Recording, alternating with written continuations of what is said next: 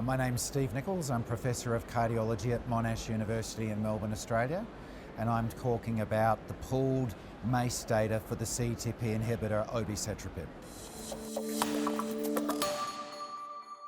Obicetrapib is a CETP inhibitor that's an important factor involved in lipid metabolism.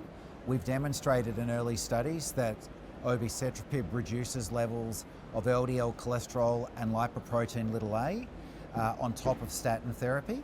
And what we wanted to do in this analysis was to take two of the phase 3 lipid studies and ask the question, were there less major adverse cardiovascular events in patients treated with Obicetrapib compared with placebo? The pooled analysis includes two clinical trials. The Brooklyn study, a study of 354 patients with heterozygous familial hypercholesterolemia with high levels of LDL cholesterol despite use of statin therapy, who were treated with Obicetrapib or placebo for 12 months, where the primary endpoint was looking at lipids and lipoproteins. And then the Broadway study, a similar study of 12 months comparing Obicetrapib and placebo, but this time in more than 2,500 individuals, high cardiovascular risk, and that was defined as either the presence of ASCVD or the presence of heterozygous FH. And then what we did was we pulled the MACE outcomes from those findings. This is a relatively small cohort. It's a relatively short follow-up. We do have a very long cardiovascular outcome trial called Prevail, involving more than 9,500 patients that's ongoing. But we wanted to do this analysis now to ask the question, could we get an early look? And is there any early signal of potential MACE benefit with Obicetrapib? So the key outcomes, firstly, we see less cardiovascular events in the Obicetrapib group. Despite the fact that this is small and it's only 12 months, we see a hazard ratio in the order of 0.68 in favour of Obicetrapib for the combination of coronary heart disease death, myocardial infarction, or coronary revascularization, suggesting that coronary events seem to be favourably impacted relatively early. The second thing we observed was when we looked at the cardiovascular events in the first 6 months of that period and the second 6 months of the period, all the benefit was later on. And in fact, the hazard ratio in favour of Obicetrapib from month 6 to month 12 was 0.45. Suggesting that now there was a more than a 50% reduction in cardiovascular risk. Now, these are small cohorts, these are relatively short time of follow-up. We see the same LDL and LPA lowering that we've seen previously in the program.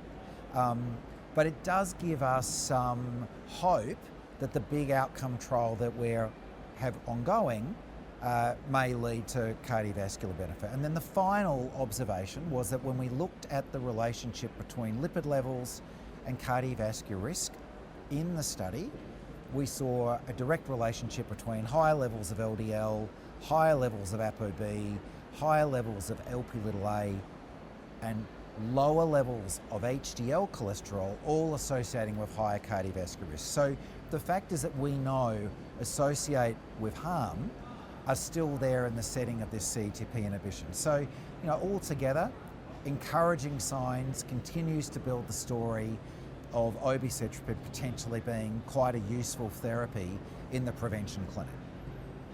What we've been able to demonstrate in all of the clinical trials of Obicetrapib conducted to date, and what's important in terms of its implications for the clinic, are that this is an agent that's very effective at lowering LDL cholesterol. Turns out it's pretty effective at lowering Lp(a). It's well tolerated by patients.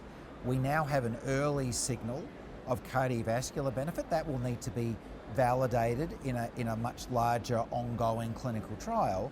But if you put all of that together, that sounds like a pretty useful therapy that patients who can't get to goal may be able to use in the not too distant future. So it gives us another tool in the lipid lowering toolbox that hopefully will come to a clinic in the next year or two. The CETP space has been really complicated for many years. There's been an enormous amount of enthusiasm and hope that CETP inhibitors would be cardioprotective. We've been looking at these therapies for more than 20 years. But when we first started looking at them, we thought it was about raising HDL cholesterol. Turned out that wasn't the solution. When we've gone back and looked at the trials that have been done before of previous agents, any potential benefit was related to having lower levels of LDL cholesterol. And why that's important is it complements the genetic studies. The genetic studies tell us that if you have low CETP, it's cardioprotective, and that cardioprotection is driven by having a lower LDL. So as we then embarked on developing the Obicetrapib program, we did it completely differently than had been done before.